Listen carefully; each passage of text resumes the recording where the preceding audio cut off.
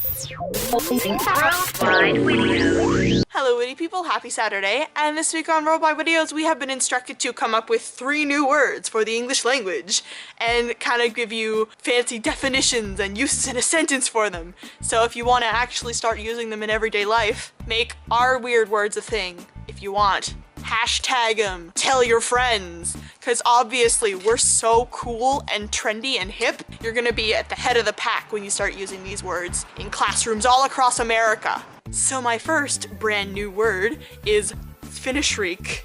Insert jingly, chimey iMovie noise. It is a noun or a verb depending on how you use it, and I define it as the loud screaming, screeching, or otherwise laughing noise that one makes after the end of an awkward encounter. These awkward encounters can include, but are not limited to, uncomfortable phone calls, when you wave at someone and then realize they're not actually waving at you, or when your parents come in when you're watching questionable television.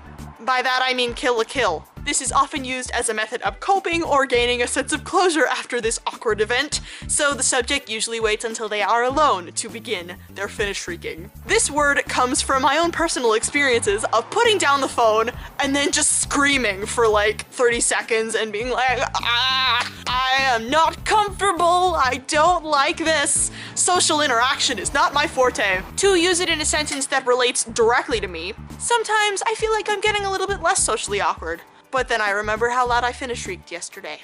So my second word technically isn't a word, it's a phrase, but I think it's clever enough that I can kind of get away with it. So if you've ever heard the French phrase coup de grace, I think that's how you pronounce it, which is like a mercy kill, I came up with instead coup de bras. And this saying describes the exact moment when you realize that the bra you're wearing is like done for. It's toast. Either because the wire is sticking out and like injuring your boob, or there's just a really ugly folded line that shows through all your shirts and you just want to cry because that bra was good to you. It was so nice and it betrayed you, so man.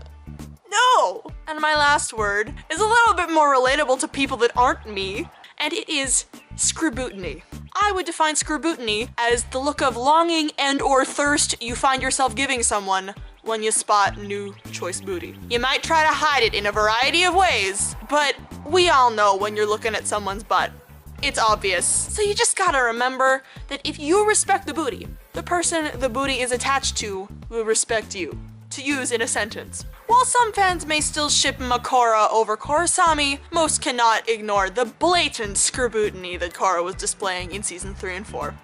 So yeah, I don't even know what those were. I tried to be clever, tried to come up with a skit earlier, it didn't work, so this is gonna be late again, but I hope you find those mildly amusing anyway. Well, that's about it for me this week, witty people, but let me know down in the comments below if you have any favorite words from another language that don't translate well into English, whether it be like your own language or something else that you just think is cool. Personally, my favorite comes from Avenue Q, where there is a whole song dedicated to the word Schadenfreude, which basically means feeling happy at the misfortune of others. I will forever know how to spell that word because of that musical, especially because I was in the ensemble during that portion of the play and held up a little pole with a letter on it that spun and stuff, so it was a whole shebang, and I will forever love Schadenfreude. Well, witty people, I hope you have a lovely week, and I will see you next Saturday, hopefully on time.